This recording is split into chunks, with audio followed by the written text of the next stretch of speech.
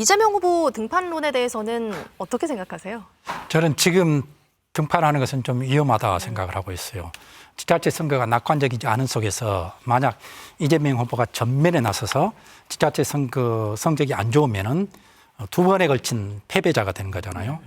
그래서 우리가 사람을 귀히 여겨야 한다는 측면에서는 이재명 후보를 뭐 비대위원장이니 이렇게 앉히기보다는 지자체 선거 과정에서 전국 유세를 통해서 그분의 역할을 찾는 게 보다 바람직스럽지 않나 그런 생각을 합니다. 이렇게 최 교수님처럼 무리라는 의견이 꽤 있더라고요. 그럼 다른 질문을 좀 드릴게요. 그럼 이재명 후보의 재등판 시기는 언제가 좋을까요?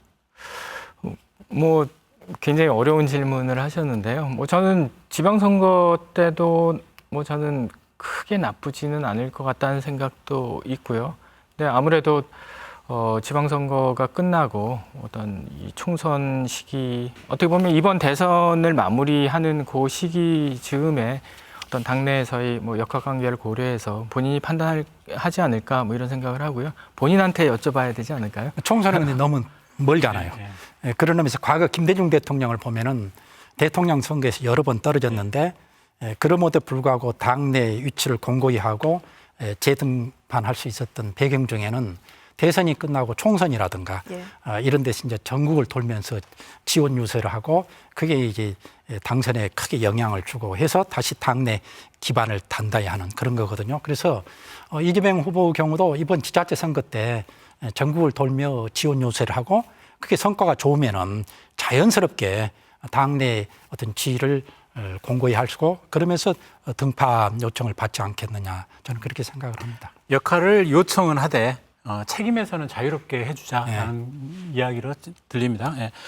그 지금 당장 이제 다음 주로 다가왔지요. 그 원내대표 선거도 꽤 중요한 어떤 분수령이 될 것 같은데 여기에 대해서 좀 이야기들을 좀 해주신다면 어떨까요? 원내대표 어떤 분들이 이제 그 후보로 등장할지는 뭐 시간이 지나봐야 알 것 같은데요. 저는 뭐 기대감을 말씀을 드리면 대선이 끝났지만 대선 과정에서 제시되었던 여러 가지 개혁 과제들을 이 헌신적으로 추진할 수 있는 그런 분이 원내대표가 되어야 한다라고 생각을 하고요. 그런 면에서 많은 분들이 이제 관심을 좀 갖고 지켜봐야 되지 않을까 이런 생각을 합니다. 그 대선 후보 경선 때처럼 이낙연계 그리고 이재명계의 어떤 세대결로 흘러갈 거라고 보시나요? 뭐 분명히 그럴 가능성이 높은데요. 그래서 이제 제가 오히려 더 강조하고 싶은 부분은 어떤 계파 갈등이라고 하는 것은 불가피하다라고 생각을 합니다. 그리고 거대 정당에 있어서는 뭐 계파가 형성될 수밖에 없는 거고 대선 후보 우리나라 같은 경우에는 이제 대선 후보들을 중심으로 이제 형성이 될 수밖에 없는데 그들 사이에 최소한의 어떤 이 합의적인 정치 문화 그리고 그런 게 좀 분명히 있어야 된다라고 생각을 하고요. 계파 갈등이 아니라 계파 간의 경쟁을 통해서 올바른 대표가 원내대표가 선출될 수 있는 게 좀 정착될 필요가 있다라고 생각합니다.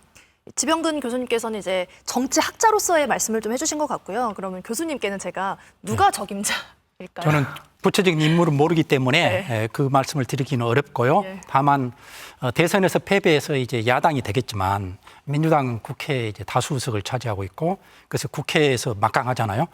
그런 측면에서 이제 민주당의 경우는 원내총무가 즉 원내대표가 당 대표보다 더 역동적인 역할을 해야 할 것 같아요. 사실은 그렇죠. 국회를 이끌어 가야 하고 국회를 통해서 이제 집권 여당을 견제를 해야 하기 때문에요.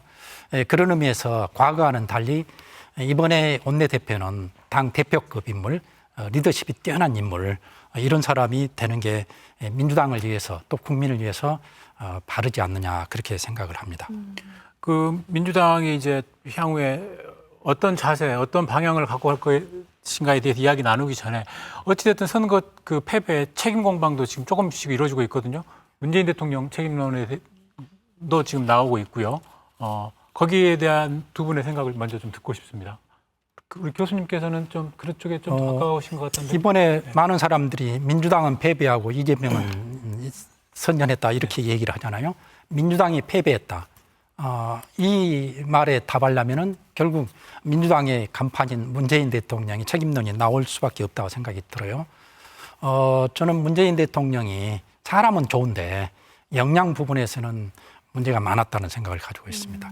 부동산 문제라든가 인사 정책 문제라든가 또 국민 통합 부분에서 미스라든가 등등이요. 저는 이번 선거는 누가 나와도 민주당이 어려운 선거였고 그것은 곧 정권 교체론이 강했기 때문인 것이죠.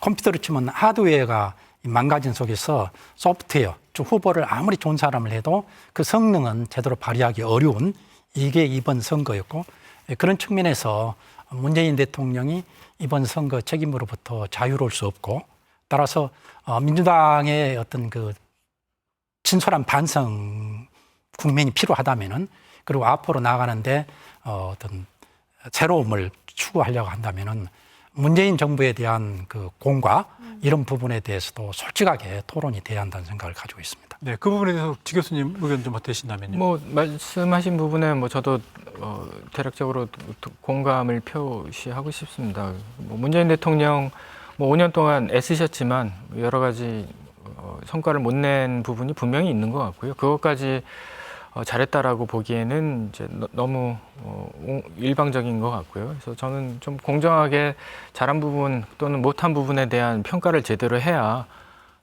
그리고 가장 크게는 이제 이번 선거는 뭐 제가 보기에 뭐 서울 지역의 부동산 문제 이게 굉장히 큰 영향을 미쳤다라고 보고요.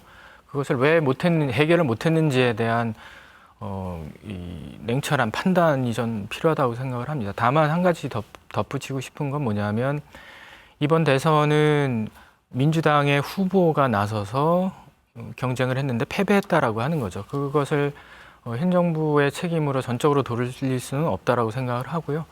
그런 면에서 저는 정당이 명확하게 거기에 대한 책임, 뭐 예를 들면 뭐 다들 느끼셨겠지만 이제 당내 경선 과정에서의 갈등이나 아니면 그 이후에 뭐 이낙연 후보가 적극적으로 협력하는 부분과 관련한 뭐 당내 갈등 이런 부분이 분명히 있었기 때문에 저는 정당이 책임져야 되는 부분은 정당이 책임져야 된다. 그것까지 문재인 정부한테 떠넘기는 것은 굉장히 무리가 있다라고 생각을 하고요. 그런 면에서 이제 민주당이 향후에 지지 기반을 확대하고 당내 정치인 유능한 정치인을 충원하기 위해서 어떤 노력을 기울여야 되는가에 대한 투명한 계획을 제출해야 된다. 국민들 앞에. 그게 없으면 저는 앞으로도 계속 불신의 대상으로 남게 되지 않을까 이런 생각을 합니다.